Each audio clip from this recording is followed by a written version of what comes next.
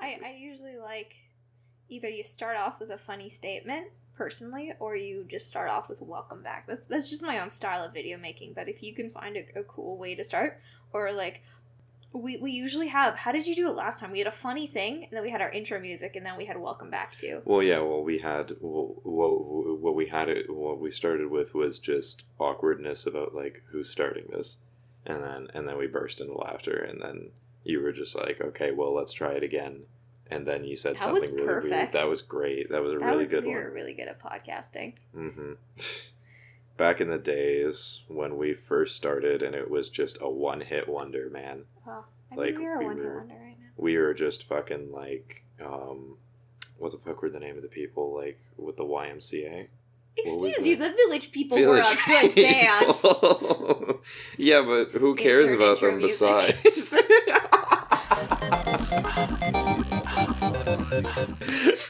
Welcome back to Our Podcast Sucks. Okay, no. Don't start the episode. Let's talk about this for a second. Who gives a fuck about the Village People besides... I care about them. Okay, well, who that isn't you? Anyone who's over the age of 55. That's not doing a lot for your case right now. I never said that they weren't relevant to our time period. I just said people still get... Are you saying everyone over the age of 55 is dead? Or, like, unreliable? I mean, like, sometimes, but, you know? I mean, they might be... Dead inside. Might be dead inside by that point, to be sure. Don't put him... That's... As much as we're treating it like comedy, like, this is a very real problem. Are we talking about depression in the workplace? I guess. Okay. Now we are. That's how we're starting this now. Why wouldn't we? Oh my god. Welcome back to Our Podcast Sucks. Yeah. No, definitely. Where we talk about the Village People and depression. Because really, like... What else is there to talk about in your 20s? Yeah, what do you fucking need in your 20s? Like, everything else has already been done. Like, we could be another podcast of two college students being like, oh, fucking man, it's so unfair, like, we have to deal with shit. It's like, you're not wrong, but... We talk about the Village People instead. But we talk about the Village People instead, you know? And that's why our podcast sucks. We're cultured. We're fucking... For specific demographics of... niche markets. Complete, yeah. Absolutely the most niche bullshit. If you're new here, you're... You've come to the wrong part of YouTube. Please, for your own sanity, run. I was getting introduced, but yeah, that too. I'm Adam. I do nothing. My name's Tamara, and I like dogs. That's more or less what you need to know about Tamara. That and she likes memes. And plants. And plants. And naming plants. And naming stuffies. And plushies. And wait, what? And dogs. I name dogs. Oh, okay. Like, if I spend enough time with them, yeah, and I'm telling a story. Okay. What are you talking? Like, you just go around outside naming people's dogs for them? No, like, weird. Hello, Mr. Fluffers. Actually, my dog's name is Rex. No, it isn't. No, I'm not that weird. Jeez. It's a little more socially acceptable than that. If I'm telling a story to someone else and there is a specific dog that's involved, and, like, I've spent enough time with this dog to have a story, I will give that dog a name, whether or not it's his real name. Doesn't have anything to do with the story. It's for my own purpose of storytelling. So just as, like, if you know of the dog's name, then you don't give it a name, but in the interest of not saying the dog over and over. Exactly. I mean, this is follow-up. More childhood trauma. I blame my mother for my insistence on naming everything, because when I was younger, every night before bed, and even just in general, I had a mural on my wall, and my mom would insist on naming every single thing that appeared. Like, it's a mural of animals and things. So she insisted we name everything. And I think that's where my love of naming things came from, and it just spitballed from there. I mean... Don't you name things? No. Like objects that like you use a lot or plants? The absolute extent of my naming things ever has been naming household objects simply by adding Y to the end of their normal name. So like a toothbrush would be like, you're just gonna grab my toothbrushy here, or my panny there, or it's gonna take a rest on my couchy. Like Couchy? yeah. You didn't maybe it's just a me thing, but life's so much more fun when you name those household objects. Like, you just give them legitimate, like, your couch is Melvin, your love seat is, like, Tyler. I mean, now that's what their names are. This is canon. I was gonna say more like, I name my plants and my purses. But yeah, hi Melvin and Tyler, welcome to the world. Oh, and to be fair, that pumpkin over there, it's a light up pumpkin. His name is Jerome. Oh yeah, Right over you there. told me about Jerome. Yeah. That he's got character now that his name is Jerome. He's no longer just a pumpkin. He's Jerome, the pumpkin. The pumpkin. We're speaking about this as though it's an actual pumpkin. This is one of those things that you plug into a wall and light up. Like, it's not. I'm not actually talented with knives, nor do I trust myself with knives. Because it would make the next thing that I'm about to say really weird, which is that I've known Jerome for about a year now. Yeah. Because I remember having him at my house for, what was it, like a week almost? When I took him for whatever reason, and then I didn't give him back to you for a little while. Yeah, you kept Jerome for a while. I had some separation anxiety. I also forgot about him. So, one led to the other. That's how I coped with it. Oh my god. That's how you care for your possessions. First there's separation anxiety, and then it's and then I get a new one. No, Oh my god. I have a weird affinity for naming things, but also pumpkins too. For some reason, I don't remember why, but I remember for a good solid 5 months in high school having a pumpkin in my possession, and I kept it in my locker, and I drew on it with Sharpie, and I had my friends sign it in Sharpie as well too. Like, I think it started off as a joke for some reason. It was a tiny little pumpkin, and then I just kept it in my locker, and I think I got it as like a birthday present in the end. Like, it was mine, or I don't even know. I just remember having a pumpkin for 5 months of the year. Okay. Until it got rotten. Oh my god. So, I forgot its name. It had a name too, but I forgot. Parting was too painful. Well, that's some more follow-up from last time. If you haven't heard our first episode, I guess you're on our channel already, but go listen to it. It's great. Yeah, I'm severely surprised if you haven't heard the first episode, but yeah, go What ahead. are you doing here otherwise? Yeah, really. Like, because at this point in our likelihood, you're either one of our family members or someone looking way, way back in the past. Or one of the people who, responded to our paid Facebook ad, which might mean you're a bot. Yeah. So you're not real. No. Sorry. That being said, go watch the first episode. It's great. It's a bundle of fun. But in response to that, we had a section, which we'll also revive today, called Things We Hate, wherein Adam and I went on rants about benign things we hate. Well, not benign. Things we hate. And they're benign things we hate thus far. Don't treat your hatred of Porsche Cayennes like it's some sort of personal vendetta. It is! They've done nothing to you. They've done nothing to you. Don't look at me like that. They haven't killed one of your family members. As God far forbid. as I know. Wow, Adam, that got morbid. That's Thanks. what I said, personal vendetta. I mean, what if I just don't like them because... Listen to the first episode to find out why. Oh my god. But no, my mom actually came to me, and this was great because A, it proved she had listened to the podcast, and it wasn't just like all those other times where I've sent her personal projects and she said she'd watch them, like my YouTube videos. But she actually came over the other day, and she was like, I understand why you hate Porsche Cayennes. They're pretty fucking ugly. And my dad's just sitting there like, what? Because I don't think he'd heard the episode. And I'm like, right? And she's like, yeah, now I can't stop hating them. Because I see them everywhere, and I'm like, that's how it begins. First you see them everywhere, then you realize that you hate them, then some It's like cars a circle. start burning. It's like a circle. So you realize you hate them, and you see them everywhere, and then you realize you hate them, and then you just see them everywhere. It's just a circle of hell. Like, I bet you, if you know, you ever Every end up time in you see one, it hell, gets Satan worse. drives a Porsche Cayenne. I mean, you're probably not wrong.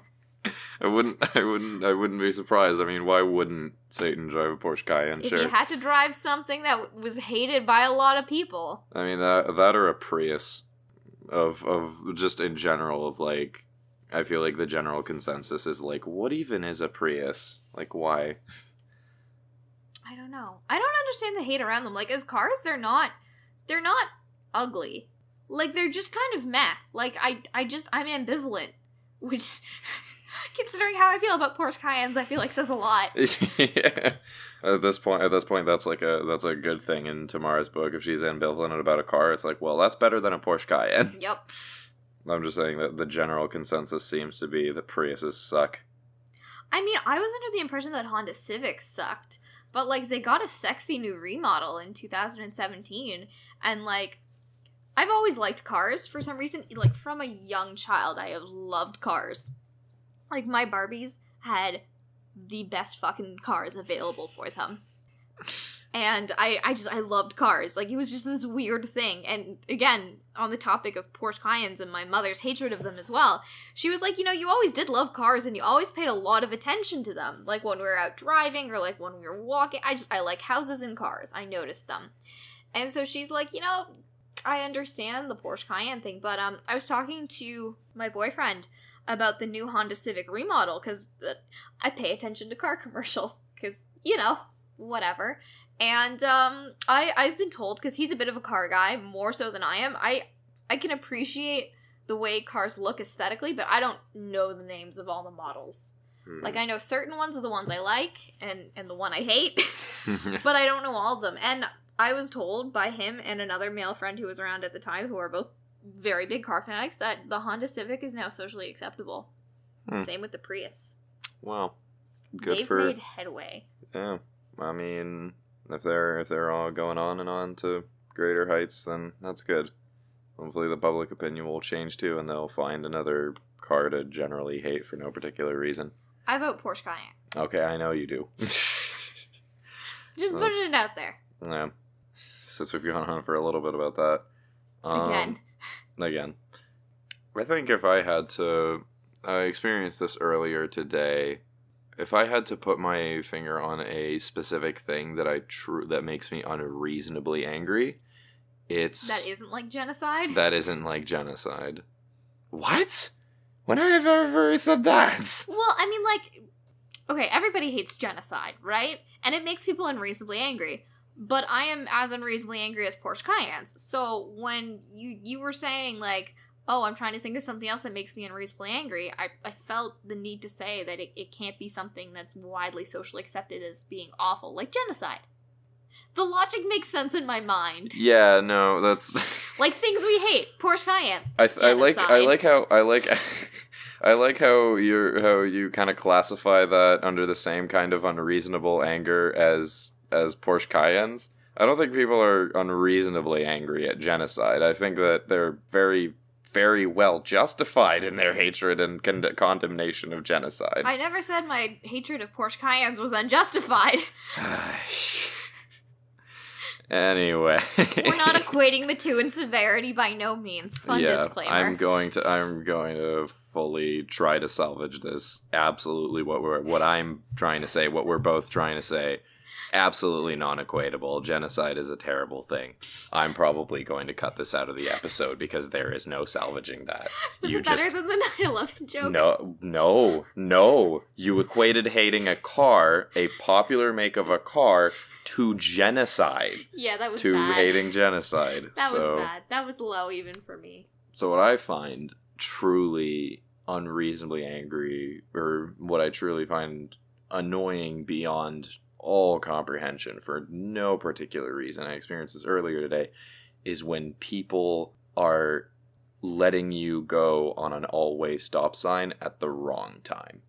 Like when somebody Ooh. approaches you and they're on your left side, which in Canada is if you both arrive at an all-way stop at the same time, then the person on the left is supposed to go.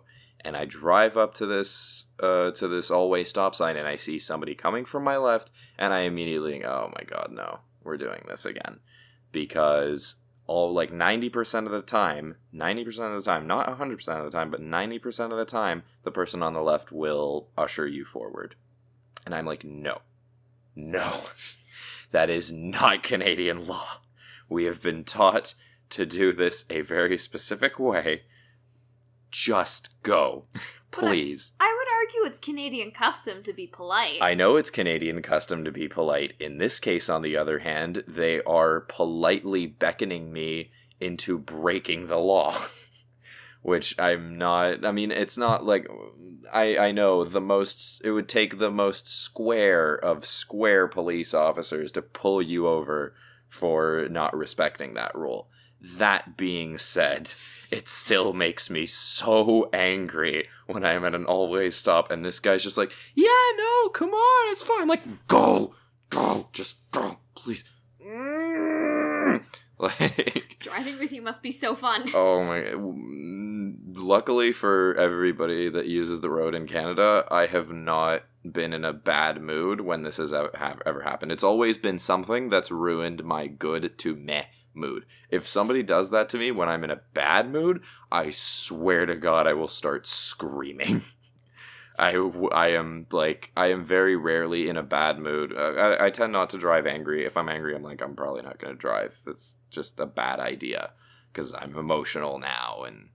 But if that were to happen, if somebody were to try to, again, like, usher me forward into possibly breaking the law, no. I would just lose my shit right there. Yeah. Hey guys, it's Adam. I'm just in post-production, looking over this episode footage again. I had a total brain fart during this episode. I meant that the person on the right has the right of way. It's not the person on the left. Complete, just utter stupid. I don't know why I said left. I know I was thinking right, but that entire conversation I didn't catch myself. So yeah, don't misinterpret Canadian law. If somebody's approaching on an all-way stop, just from your right side, give them the right away, on the right side. Easy to remember. Anyway, yeah, I'm gonna go get more chips.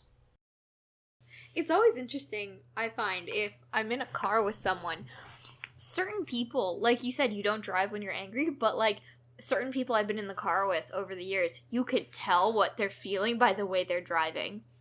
Like, I don't know if this is just my own experience, but between like my parents, close friends, and like significant other, I can tell when they're pissed and they're driving because you can bet they slam on the brakes. Oh, yeah. Or they speed up really quickly. Like, they're not reckless, but it's just, you Minute can feel changes, it's tense. Yeah. You can feel it's tense. So, like, I feel like you driving angry, like, I've driven with you before, and, like, you're not an aggressive driver, but you don't take shit from anyone. So I feel like you angry driving would just be you screaming inside your car or rolling down the window and go, hey, asshole, fuck you, and then driving off, or, like, something like that. Like, I can just envision it. Like, you never hurt another person, but you would verbally tear them down a notch. Especially if they think they're being polite, too. Can you imagine? Oh, my God. From an outsider's perspective, that is hilarious to me. I can see why you'd think that. I definitely take after my... A lot of people kind of give me, like, oh, man, you got a heavy foot there, don't you, pal? And I'm like, I admit it, yes. I do tend to burn the clutch when I'm driving, but none of you, and I say none of you, have driven with my mother. My mother is a nut. My mother, oh my God, I think she did from like 80 to 0 over the span of like maybe 5 meters, and the same thing in reverse, like on a daily basis. I think I remember she got kind of, yeah, she wasn't irritated. Well, she wasn't irritated before, but there was somebody driving at the speed limit in front of her, and so she passed them on a one lane part of Bloor, like on Bloor in Toronto. That is ballsy. My mother, like, if you think I don't take shit from people when I'm driving, my mother is, like, as soon as she gets behind the wheel, that is, like, she's fed up with everybody. She's like, all of you just go, get out of my way. I feel like it's always the people who you never assume that are the most interesting drivers. I don't want to insult your mother. She's a lovely person. I've never met her, but I feel like I know her. But my mom, too. We jokingly call her Leadfoot Smacker sometimes, because she made it from Toronto to Guelph in 40 minutes once. And, like, that's well, I mean, it's a 45-minute drive on a good day. Well, but it can take, like, upwards of an hour. But, like, once we did it in 30 minutes with her. Okay, I was about to say that 40 minutes for me is something that I can do. But it's very situational to do 40 minutes, like, door to door. But yeah, we did 30 minutes once. Yeah. She's safe, though. That's the thing. Mama likes her speed. Oh yeah, my mother's not a reckless driver either, but she's ballsy. Hey Mom, if you're watching this, I love you. Yeah, me too. I love you too, ma'am. Another thing too was that my mom, when she's driving, gets real angry, like, to the point where I learned how to swear from her. And when I was 12, because, like, obviously she didn't swear when I was a little kid, but for some reason, around grade 7, the filters came off, because apparently I think I was, like, old enough to understand.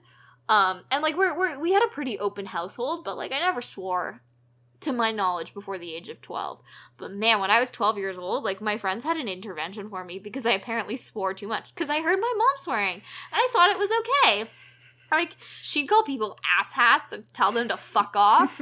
Like, shit was my favorite word when I was 12. And I mean, like, obviously, when I was in situations where it wasn't appropriate to swear, like, I wouldn't swear. Like, I worked as a summer camp counselor for years, and I came up with some very creative ways not to swear, but still, like, release anger. Mm-hmm. You know, like when you say, oh, fudsicle, or oh, crispy shoes. Fried potatoes, man. So, like, you know, it made the kids laugh or whatever. But yeah, no, I learned how to swear and got my swearing habits from my mom. And, like, by no means now do I have a clean vocabulary. Mm-hmm. Like, before we were doing this podcast, Adam and I sat down and I said, like, so, we gonna swear or not? And he's like, oh, fuck no. And I was like, oh, thank fucking God. And I feel like that's the summary of our friendship. Yeah. Are we gonna do this the nice way or the not nice way? And I'm like, And Tamara's like, well, not nice way it is. It's not that it's not nice. It's just it's colorful language. Like, when I have kids, I'm not going to swear around them, obviously, probably until they're about 12 years old, too. Because, like, at that point, like, everyone's looking up swears in the dictionary and shit. Well, yeah, by like, 10 years old, we were, like, every single day pulling out the old Merriam-Webster and turning to the page that said fuck on it and giggling amongst ourselves. Yeah, but, like, I didn't say fuck, actually. I didn't start saying fuck until I was much older. I said shit a lot. Oh. For some reason, fuck. In my small brain, fuck was still taboo. But, no, I mean, like, I feel like if you're open enough, like, I never called anyone rude names as a kid. I never did. It's just I used it in my own language. Like, I also got hurt a lot, so I would swear whenever I got hurt. But, like, I never called anyone anything bad. And I feel like that's because, again, like, it was just unless they're being a real asshole or something, but, like, it never really came up. I don't know. Maybe it's because my mom swore openly around me, so it didn't seem so taboo. So I didn't ever feel the need to, like, whip it out when someone was being a jackass. I think the most I ever called someone was a dick in, like, middle school. One of my uncles called somebody a cocksucker on the road one time. I love that's beautiful. And it was great because he said it in the my family's Polish. Generally speaking, more or less, everybody who was of the older generation of my parents' generation has still a little bit of an accent, at least, if not full-blown, like, FOB, like, just an accent. Fresh off the boat accent. And so it was very interesting to hear him once when he got road rage. He was driving us. I believe it was, we were in, God, I think we were in Florida. And he was driving along. And I believe somebody cut him off. And he just he's like, oh, fuck you stupid. And then he's like, cocksucker. And I've never forgotten the way, just the pure hatred that he put behind that word. His pure Slavic hatred. That'd be a really good metal band. Pure Slavic hatred. Can you imagine? Pure Slavic hatred. Their first album is Fuck You, Russia. Their second album is Cocksucker on the Road. Their third one is Fuck Yeah, Potatoes. Fuck Yeah, Potatoes. Their fourth one doesn't come out because by that time they've OD'd on vodka and potatoes. I like how that was the first thing that came to mind. Like, man, drugs, not potatoes. Potatoes and liquefied potatoes. Fermented potatoes. Fermented alcoholic 80 proof potatoes. Speaking of things we hate earlier, this actually just came to me. I didn't have one, but I realized I've had one for a while. Because again, I don't get mad normally. I just get unreasonably mad at certain things. Mm-hmm. So this week's topic, feel free to tweet at us if you agree. Oh yeah.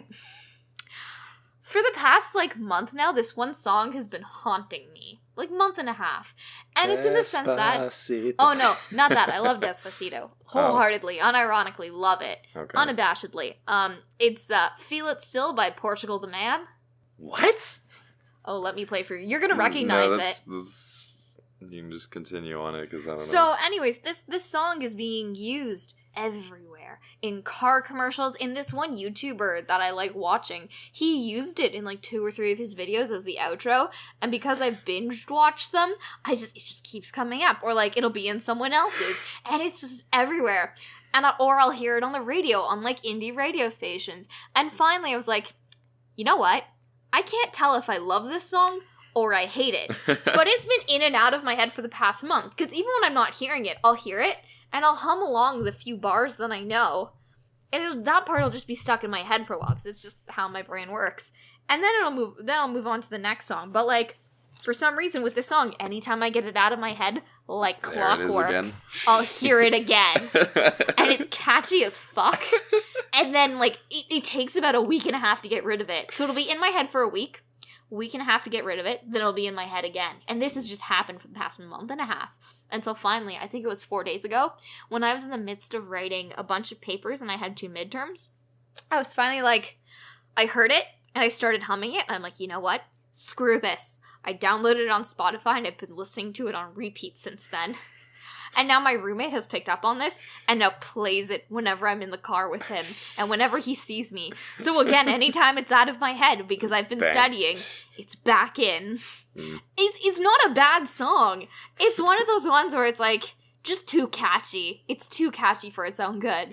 And you know what? It's in my playlist now. I've just given in. I don't know if I love it or I hate it, but it's catchy. But so it's there. If you ever wanna hear something and get real mad for no reason, Portugal the Man's song, Feel It Still. I usually get that. I generally get the first song that I think of / hear in the morning. I get stuck in my head for the rest of the day, which was kind of weird when I had to write a midterm, and the first song I heard was that one, that weird Russian singer with the crazy high vocals? Yeah. The one that's that was in my head for the entirety of the 50-minute midterm that I had to write about toxicology. And it wasn't even... It's not like I listened to the whole thing, because I realized at one point when I was listening to that, zoned out in my bed, still kind of in sleep inertia, I was just listening to this song to wake up, and then I had to get up and shower before I finished it, because I was like, oh damn, I got a midterm, I gotta get going soon. So it wasn't the whole song that I was playing over and over in my head, it was just the first few seconds. That's the same thing that happened to me too. It's To be fair, though, now that song has been replaced by Tchaikovsky's 1812 Overture. For some reason, it went from, like, indie pop to classical music. I hadn't heard it in a while, and I didn't realize that was the name of the song. Like, I knew it because growing up, my parents made me listen to classical music for children, but they'd put it with a twist where they'd put fun lyrics into classical music. It was the CD called Beethoven's Wig, and so it was Beethoven's piece, like da da da da da da da da, except they'd be like, Beethoven's wig is very big, and they'd sing a song about it to the classical music piece. So I'd heard of the 1812 Overture, and I hadn't heard it in so long, and for some reason, that's now been stuck in my head since Friday, and this is Sunday. Okay. So that's replaced it. 48 hours. 48 solid hours. I mean, like, this crap. It's better than Portugal the Man in some ways. It's a lot different because with Portugal the Man, like, I can be reminded of it because of the lyrics and also the melody. But with the 1812 Overture, it's just like in a loop in my head in the background, but only the first, like, 16 bars of it. So, it's great. Super great. Comment music requests down below. Or if you want us to talk about certain kinds of music, it doesn't matter what it is. It can be indie pop, country, classical music from whatever, show tunes. Comment show tunes. I like show tunes. That was fun. They're always just, I mean, I like that. I don't know very many specific show tunes, but just the entire style is like just musicals? Yeah. You like musicals? Me too. Yeah. They're fun. Yeah. All them trumpets. Well, not trumpet. You mean a full orchestra? Well, usually a full orchestra, but they have very pronounced kind of brass section very often in musicals. Depending on the era, I would argue. That's the only thing. You're probably right. That, I mean, like, as someone who knows them show tunes, it depends on the era a lot. You can get a variety of musical instruments in it, but you guys don't care about that. A fun place that we often all hang out on, or at least you guys should follow us on Twitter, is Twitter. Oh my god. I'm the one who throws in the shameless plugs, I feel like, throughout this whole thing. I mean, that's your job. I'm just here to friggin', I don't know why I'm here. You're the one with the YouTube channel. I don't know how I got onto this. You're funny, and we bounce well off each other. Am I really? Yeah. Oh, cool. We had positive, like, reviews from our last one. Oh. If at the end of the day, like, at this point, I've enjoyed listening to our podcast. Is that weird to listen to your own podcast? Only slightly narcissistic. I listened to it, like, twice just to make sure, like, once for content, because I wondered how you edited it together. Because I didn't know what parts you were including and what parts you weren't. Not that you cut out much. Yeah. But it's always interesting to see what's been included. Because normally when I make a video, I'm at the editing table. Like, I choose what gets put in. But this time it's like, I've been part of something, but I don't know what's, like, what you considered funny, what you thought you wanted to highlight. I mean, I don't really do a lot of picking and choosing. Except for today's episode. Except for today's episode. And also when we specifically mentioned in that first episode, like, yeah, we should probably cut this out. Like, I just, did that or bleeped it. Yeah, otherwise it's just doing, basic podcast magic of, like, silencing background noise and compressing audio levels and... Fun stuff. Yeah, fun stuff. What were we talking about? We were going to talk about Twitter. Yeah. Let's talk about Twitter. Tamara has asked me to sort of help out with the Twitter page a little bit, like somebody's mother would be like, well, yeah, send the crops, Jimmy, otherwise everybody's gonna starve. And it's kind of, no, I'm kidding. That was a weird association, but roll with it. Let's, where are you gonna go? And in order to put in my 2 cents / maintenance for this whole creative project, I've been tasked with contributing at least to posting in our Twitter and tweeting at things. The thing is, I don't use Twitter on a daily basis. I don't even go on Twitter to go see things because I don't know. I feel like Reddit. Even I don't even go on Reddit all that often, honestly. I'm pretty detached in terms of shit that's going on in the world because really, if I care about something that's going on in the world, like, somebody's gonna eventually tell me. is what my experience dictates. I don't know, you, at one point, you told me just like, oh, just post something on Twitter, even if there's not too much to talk about. And I'm like... I believe I said feel free to shitpost. Oh, yeah. I don't know if I even have all that much shitposting to do. Like, I can share memes, but that just becomes a huge problem of crediting people. Yeah, I feel the same way. Like, I've been on Twitter since 2011, but it was more of as an observer.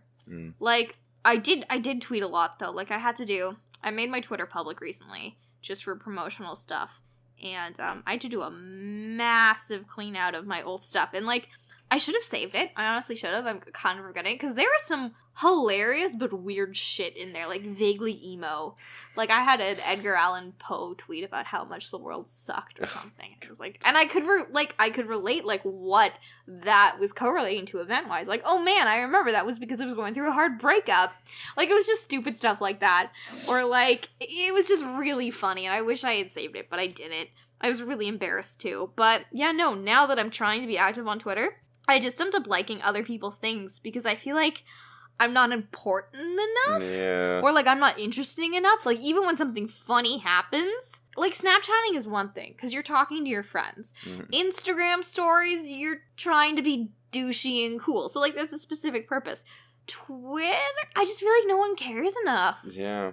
Especially since, like, the concept of, like, share your thoughts in under 140 characters.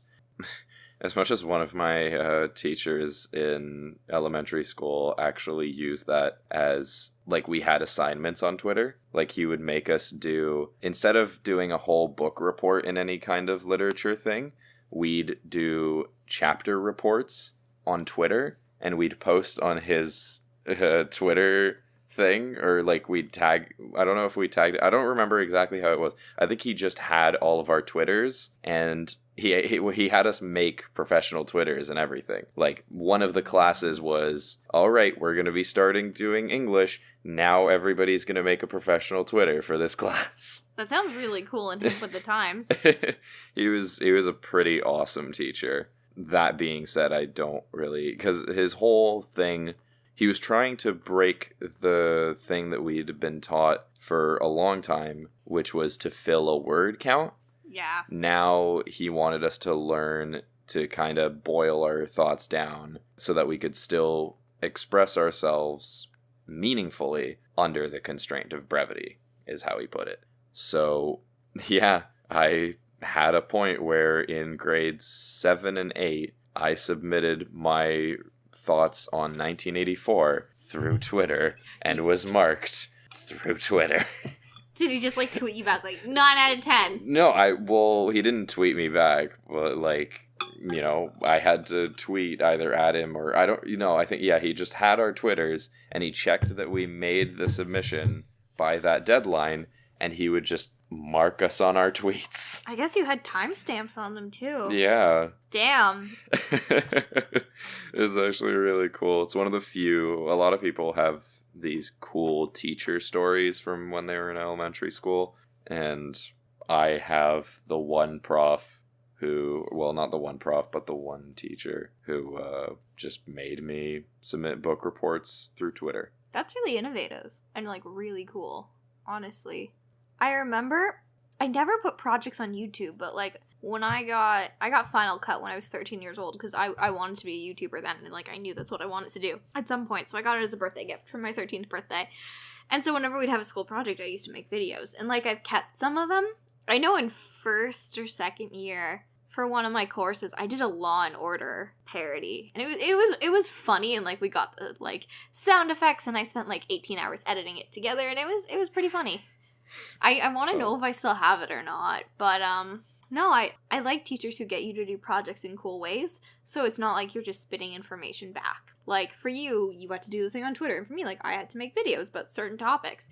And while I do enjoy writing essays now, back then, obviously my writing was shit, but, like, it made me understand things in a certain way, in a different way, and it made sure I actually understood it. It wasn't just me regurgitating what my teacher had said, or what I thought my teacher wanted me to say. Yeah. So, kudos to teachers like that. Mm-hmm. Kudos to cool teachers. Stuff. Speaking of Halloween. Yeah. Not that we were talking about it before, Absolutely not. but abrupt transitions. Literally just drop it straight all on all your heads. Like, Candy I guess on Halloween. Now it's topical. Now it's topical. Now we're not stretching. Anyway, yeah, we wanted to take a second in our podcast to talk a little bit about some memories of Halloween. Some spooky stories of scary, but not too scary, so that you can sleep at night. I was gonna say, you're so considerate. No. No. Yeah, I don't know. Do you want to go talk about some spooky stuff? Sure, I was gonna say, the first thing I can think of is Halloween costume ideas. Do you know what you're gonna be for Halloween, Adam? Yeah. What are you gonna be? I'm gonna reuse my gumshoe detective costume from the 1920s from last year. You know, if it works, it works. I mean, I honestly love the shit out of that era's aesthetic so much, so I guess I will just do it again. I could see myself wearing that just in general, always. Just the white button-up shirt tucked into the khaki or whatever, that color, pants into, not khaki, it's like slightly like beige. So like white shirt tucked into beige pants and with a sort of brownish trench coat and a weird hat on. You should wear that every day. Yeah, exactly. I could do that as like my going to work outfit, and people would be like, either, damn, that guy looks good, or what the fuck?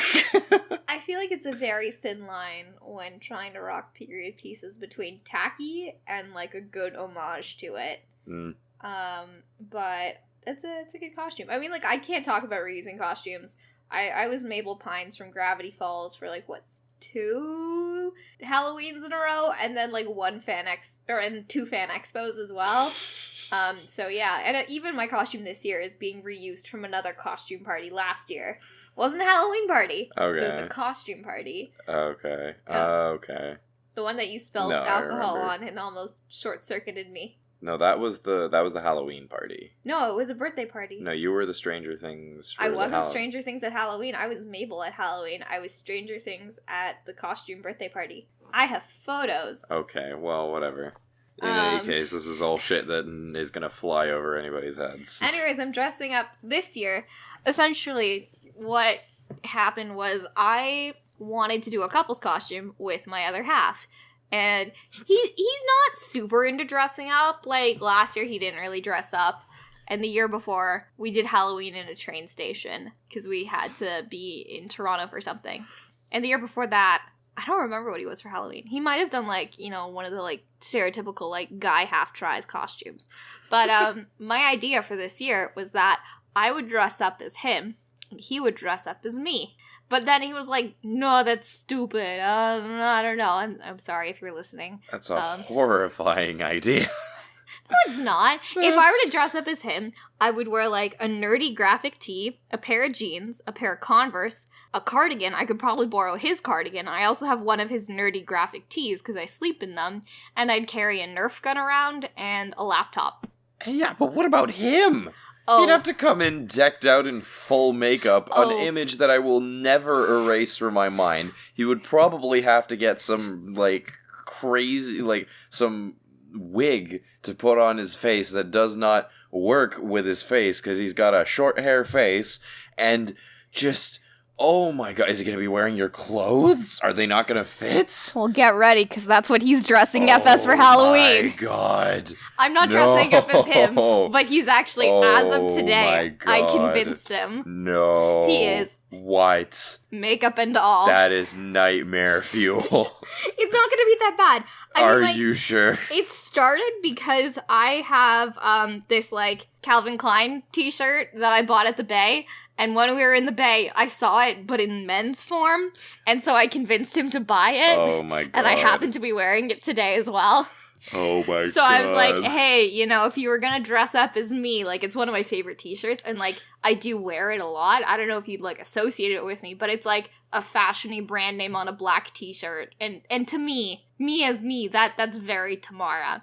And I said, like, all you have to do is wear that shirt, a pair of jeans, like a pair of running shoes, a cardigan, and carry around an Urban Outfitters and Sephora bag and just wear really nice makeup. And I'll give him like some jewelry I always wear too. So yeah, he's doing it. So Are you gonna film yourself doing his makeup?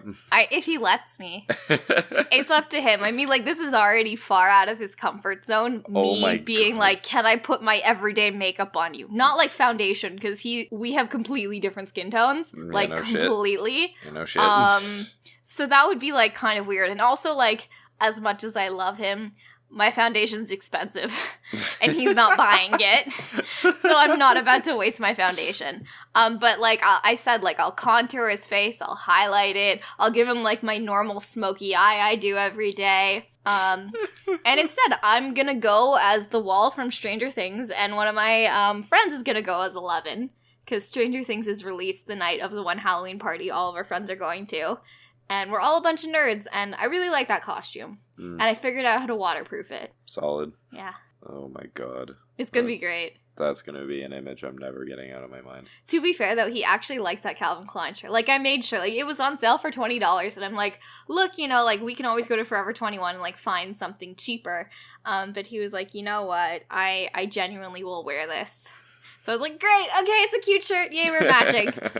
We decided, too, that we both have these, like, maroon V-neck sweaters that we both bought independently of each other, but we both really like. And we said, like, if we were ever going to do, like, one of those gross couples fall photo shoots, is we'd wear those sweaters. And now we can do another one with our matching Calvin Klein t-shirts. Dear God. It's going to be amazing. He's not wearing a wig, though. I asked if he wanted to get one, and he was like, no. But he's letting me do his makeup. Is he gonna get a weave, though? No, he has bangs. He has, like, side bangs. He used to wear, like... okay. He'll just put his hair, like, in front. Don't do that. You're gonna see the remnants of a bowl cut. I mean, he has that too. So, I just fixed Adam's hair, so, like, I showed him what is gonna do.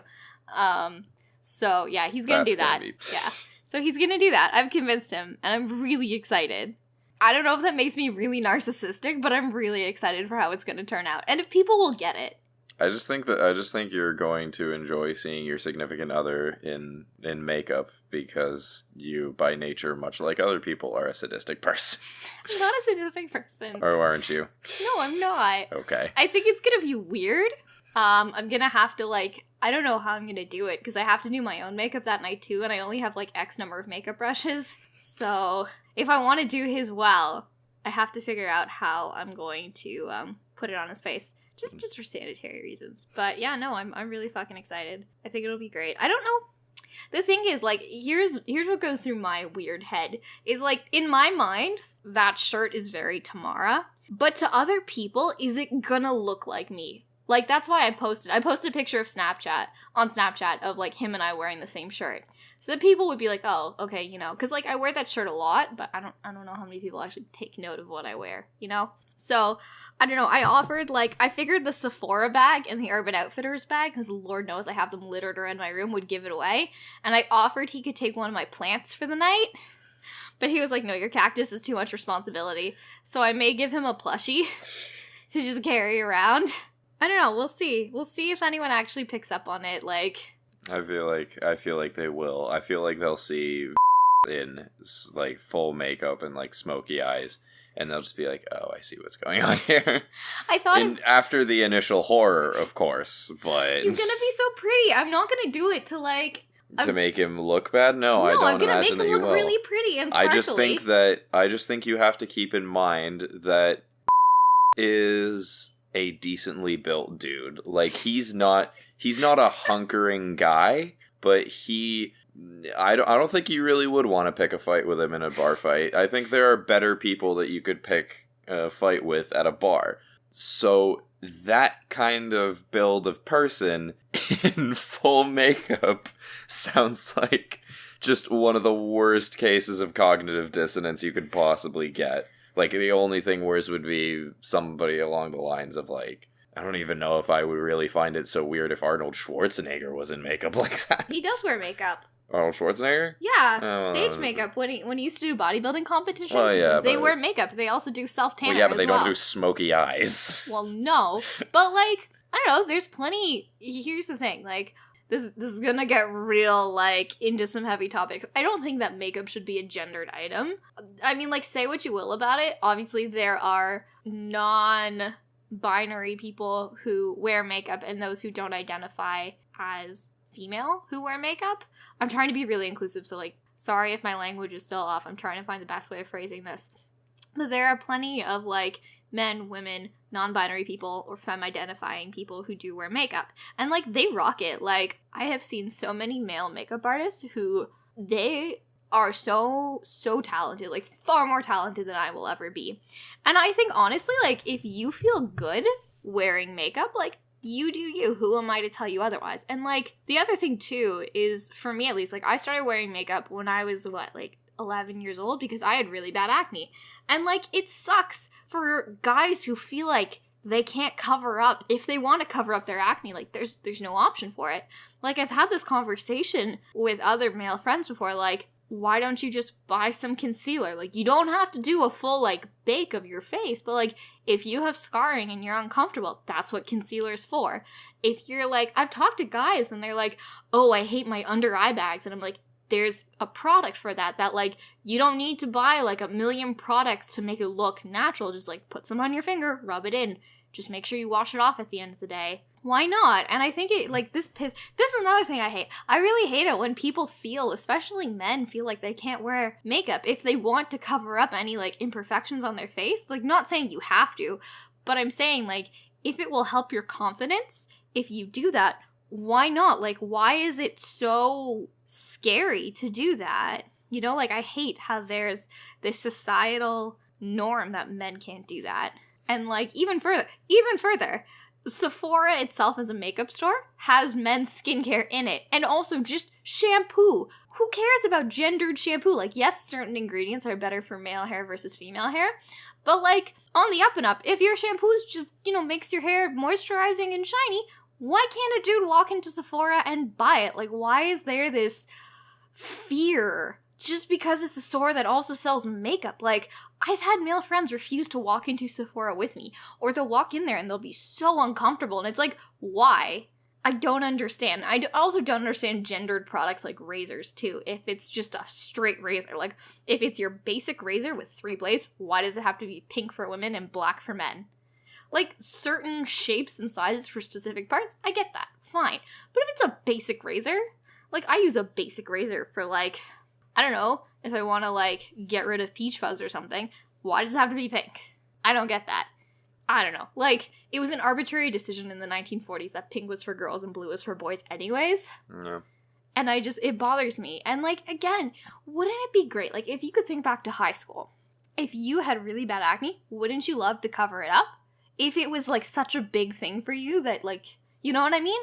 Like, wouldn't you want to have that option, or wouldn't you want your son to have that option? If they were so anxious and, like, upset about having acne or scarring, wouldn't you want them to feel comfortable having that option?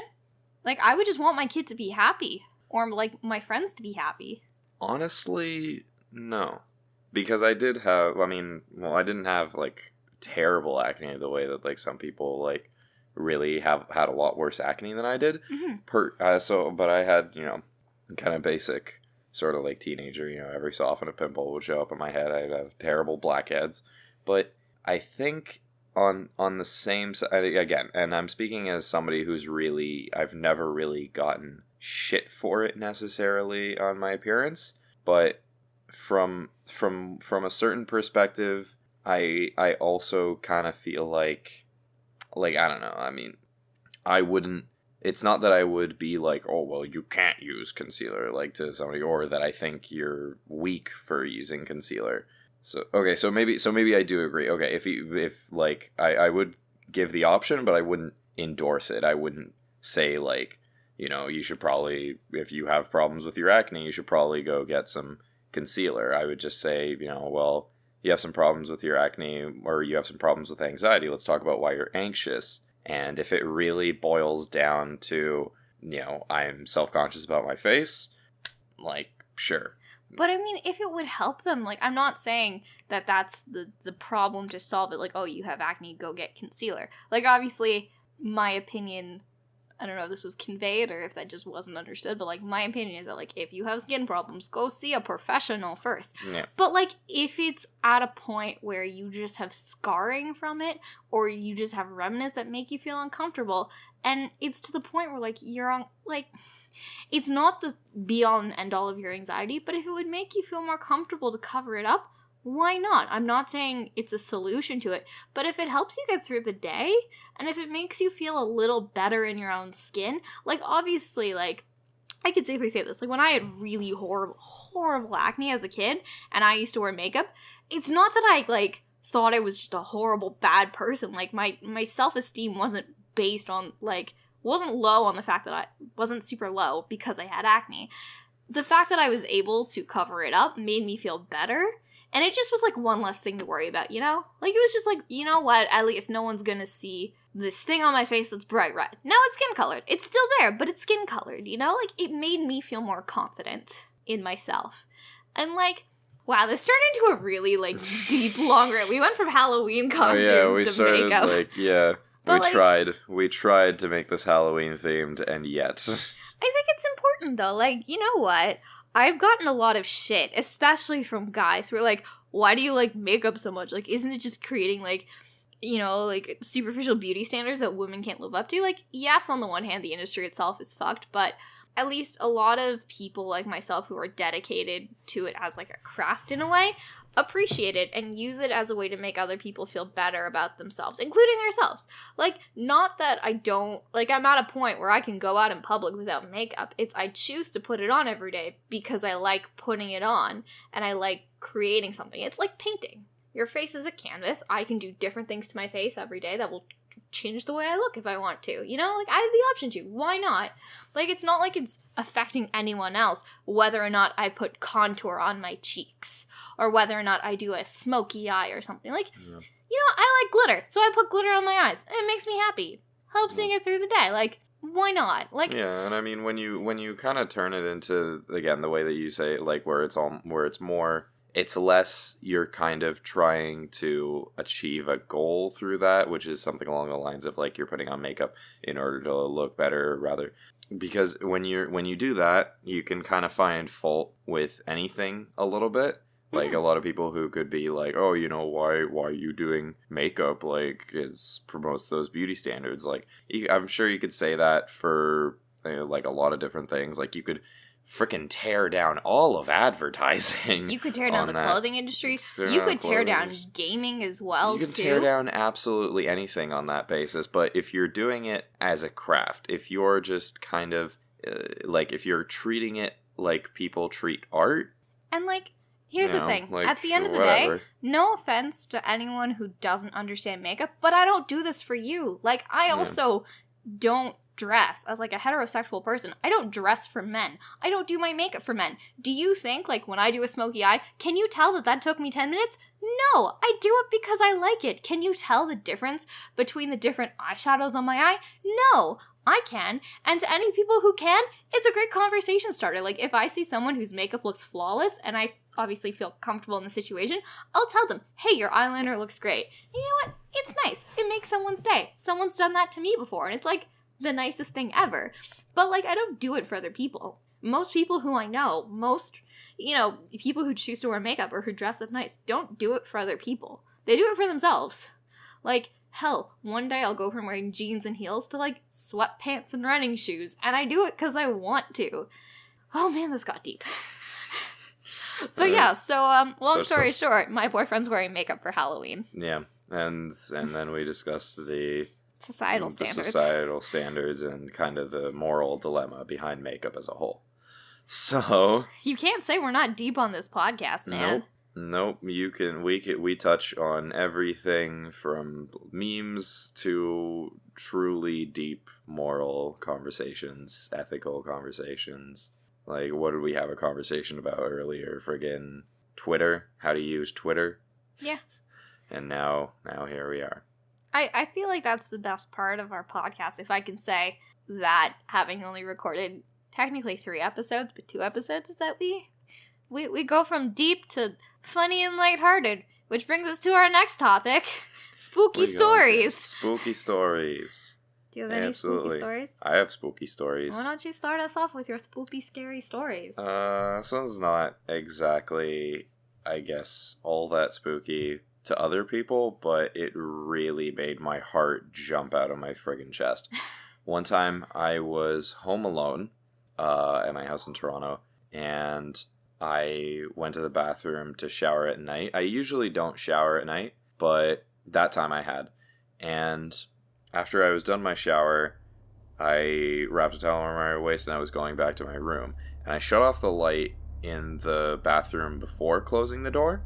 And for whatever reason, I shut off the light and I was looking at the door as I was closing it. And I guess I moved it pretty quickly. And as I was closing it, I just saw something like whoosh, like towards me, but like What? It got closed behind the door. What? And I was like, and as I saw it, like it almost looked like a shadow, but it was in a dark room, and it just kind of like, it was almost as though it was trying to grab my hand as I was closing the door. What The fuck? hand that was closing the door. I jumped out of my fucking skin. Okay, I jumped, I froze for like a solid 30 seconds. I was in like absolutely complete paralyzed terror. I was like, I legitimately thought for those 30 seconds, I thought I was gonna die. I was like, it's over. You know, boogeyman's got me. But after those 30 seconds, I more or less calmed down, and curiosity got the better of me, and I opened the door and as quickly as I could turned the light on inside. And I looked around the bathroom to try and find what had just nearly grabbed like my hand My heart is as pounding. Oh my God. as I was closing the door. Like, I checked the shower, I checked like sort of around the toilet, I checked in every single the vanity and the stuff under the sink. I checked everywhere for this man. I was scared. I looked out the window. I was like, can I see anything out there? Is it like Bloody Mary or some shit? Like, I was fucking terrified as I was looking around this room. But having found no evidence of impending death, I just decided to leave. At which point I noticed my bathrobe hanging on the back of the door on the hooks that were in the door. Damn it, my heart was pounding! I looked at it. I saw this gray bathrobe that I had there. It's always been there. I guess you just saw, like, it moving. Yeah. Fuck. It was the first time in my life. I was like 14. Well, it's not that I always had a bathrobe. That was relatively recent. But I was about 14 at the time. And it was just the first time that the coincidence had happened that I had turned off the light and closed the door sort of quick. I don't know what I did. But it just whipped around a little bit. And it came right into my line of sight right as I was closing the door. Like, I didn't have time to react before I closed the door. Oh my God. So. I have a story similar to that. My house is quite old, and it settles a lot. And, like, I don't have the, like, supersonic hearing, but I have, like, better hearing than my parents sort of thing. So, like, sometimes I'll hear and see things that they don't see. Like, we were walking the other night, and I could read the lettering on a building that was, like, a little farther away that was written in black, and they couldn't see it. It's just an age thing. So, for some reason, I if you couldn't tell, I had a very overreactive imagination as a child, and I still do, in terms of, like, if I get scared about something, it's usually like, oh God, I hear something, and then my mind will come up with a bunch of different things what it is. Like, it's tied to my anxiety, but I just have a very overreactive imagination. Even as a child, like, my doll storylines were soap operas. But for some reason, we have this extra bedroom in my house, and it's the largest out of any of the rooms in the house, and for some reason, no one sleeps in there. It's an empty room, and my dad for years has wanted to turn it into his office, but my mom, when I was around, like, the budding age of teendom, so, like, 13, offered it to me as a bedroom. But I turned it down. Like, it's not a super small room. Like, it fits what I need. Like, I have floor space, but, like, it's not a big room by any means. Like, I have a bigger room at school than I do at home. we never use this room, and it's always been for storage. And like during the day, I loved looking through all the old things that were in there because my mom would keep like clothes from the 80s in there. My dad had old photographs there and like just random knickknacks. But one night, I had a nightmare that there was a lady who lived in the bedroom's closet, and she came out one night pissed off that I had woken her up because I was in there playing like I usually did during the day. And for some reason, and like she lived in the attic, but she lived in that closet because you could get to the attic through that closet, and that freaked me the fuck out to this day. So like, I don't know what it is, but since that dream, like I remember this dream in vivid detail to the point where it was like, and I do remember dreams, but like there was just something about this that seemed so real that now I hate being in that room alone, especially at night. And because my house settles, and sometimes I'll hear things like conversations or something, and then I'll like sit up or perk up. Like it could just be my mind doing weird things. Like I'll fall asleep, or it could just be people walking on the street outside my house because like during the summer months and even sometimes during the winter, people will walk by and like I can hear them because my room's in the front of the house. But for some reason, like I swear to God, I'm terrified of that room. I don't know why.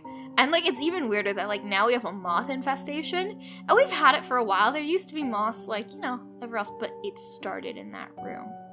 And it's lasted for about like almost a year now, and there's still live moths there. It's just the creepiest room in the house. Like our basement isn't as weird, and it's pretty like, we don't use our basement for anything. My parents have this weird thing about basements, so like I don't like spending time in basements either. But like our basement's more friendly than that room. Like I don't know what it is. And like I've told my parents this, and they've both been like, yeah, that room's kind of weird. Like we don't like spending time in there. And like now, at least because of the moths, like we don't go in there. But like there was one summer where I had to do work for my dad, and I had to work in that room, and I'd be in there all night, and I was scared out of my mind. Like there's just something about that bedroom. God. And like I've slept in there with friends, but never on my own. Like it's very situational.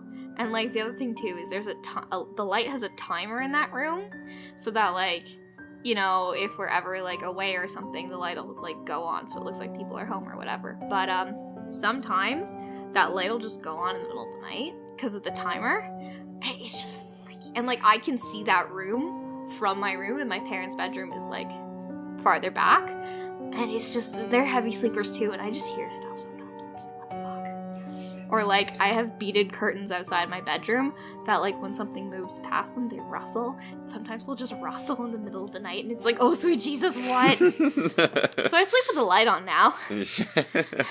And a fan on. I'm 21 years old.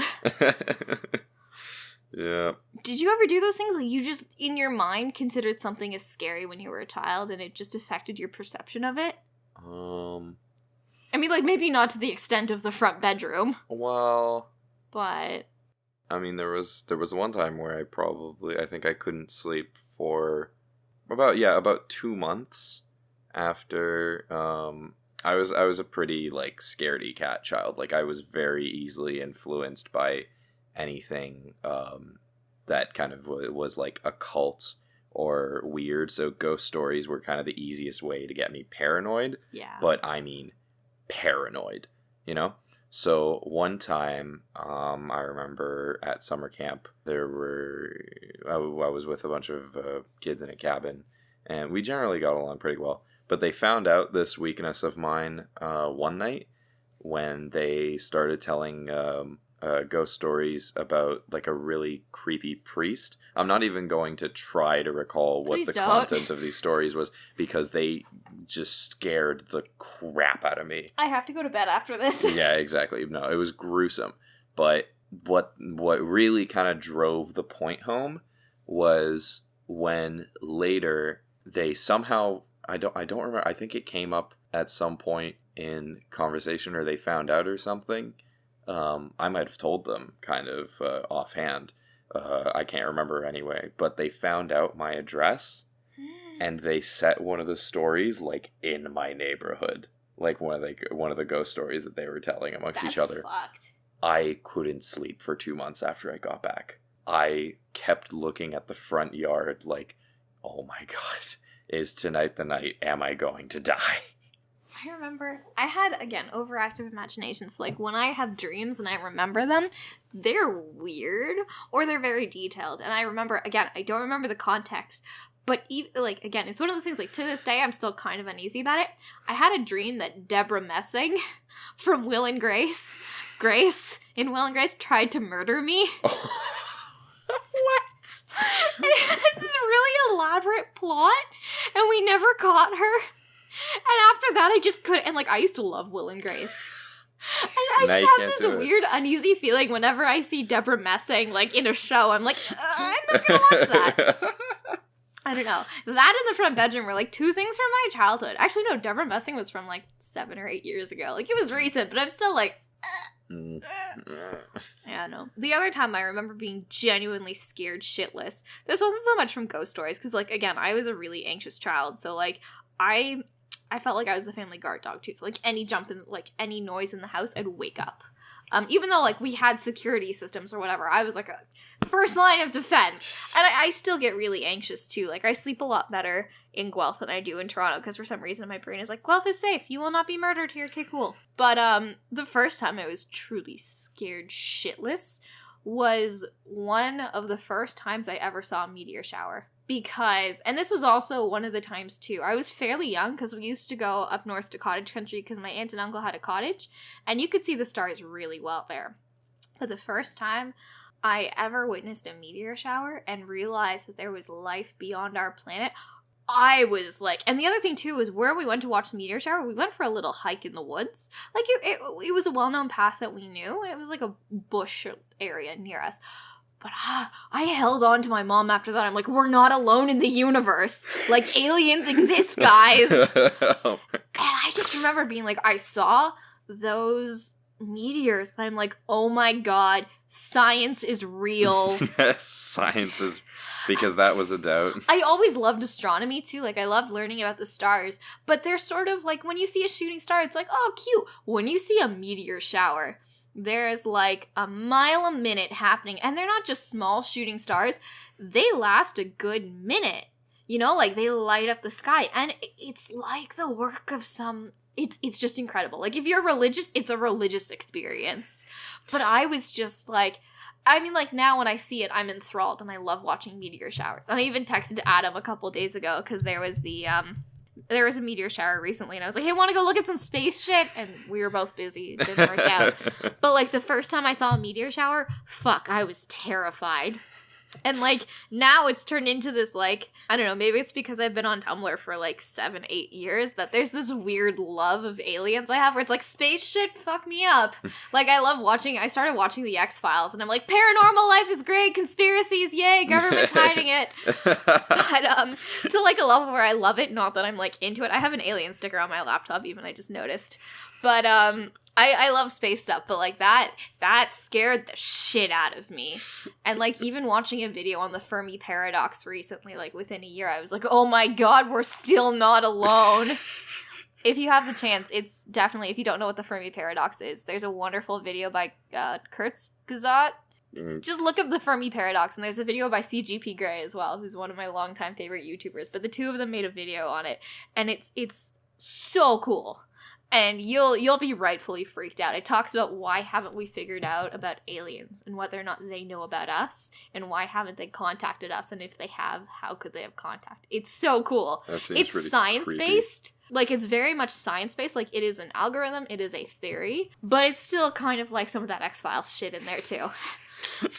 Some of that good X-Files shit. Can I just say, I love the X-Files so much. If you have the chance and you like alien conspiracy theories and Gillian Fox Mulders and Gillian Anderson continually disbelieving Mulder, even though he's constantly proving himself right by the end of the episode. Yeah, it's great. But her skepticism is renewed freshly, magically every single episode. Not so much. It's actually, as someone who has recently, like, rewatched it, it's not that bad. It lasts for, like, maybe 5 episodes, and then, like, I'm not gonna ruin anything, but there's something that, like, actually changes her opinion, and then she's, like, on his side. It's not like the supernatural monster a day thing. It's very much, like, something happens, like, a bunch of things happen, and things that, like, science couldn't prove, and a few things science could prove, and then Scully's on Mulder's side. And also, Fox Mulder in a trench coat, Ooh. A+. And, like, just the 80s fashion overall, and the fact that they all have pagers.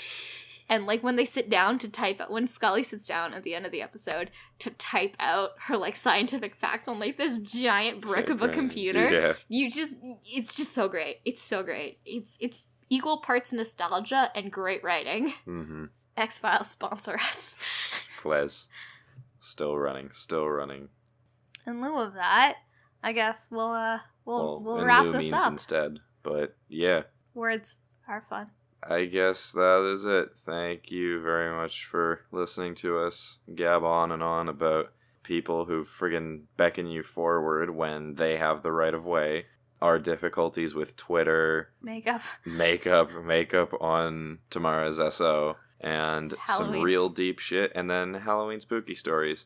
We hope we entertained you with our spooky stories and random bullshit and memes. Be safe this Halloween. Mm-hmm. If you guys have your own spooky stories you want us to share, tweet at us at our podcast sucks with an X. And if you want to stay safe this Halloween, please like, comment, and subscribe.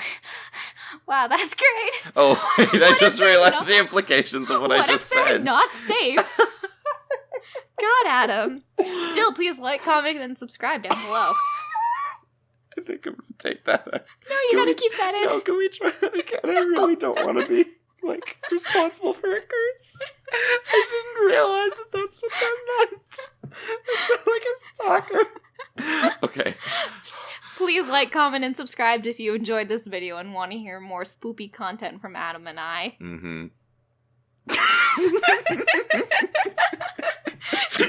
Tweet us at our podcast sucks. This is not the first time we've recorded this bit. No, it took a few tries. Check out bonus footage if you want to know why. No. Oh, no. Are you kidding me? Are you gonna put... I just threatened these people with some kind of bodily harm, possibly murder. I mean, I wasn't gonna say murder, but okay. That's what it sounded like. If you want to stay safe as hell, please like, comment, and subscribe. Implies like, or else. Oh, no. Adam will come and write a ghost story about you. That's non-offensive. Not offensive. I can take. Yeah. Anyway, bye. Have a good week. We love you, sort of. Not really. We don't know a majority of you. Unless you're one of our family members, in which case we love you. We appreciate you regardless, even if you don't like, comment, and subscribe. But please like, comment, and subscribe, and support us on Patreon. Yep. Bye.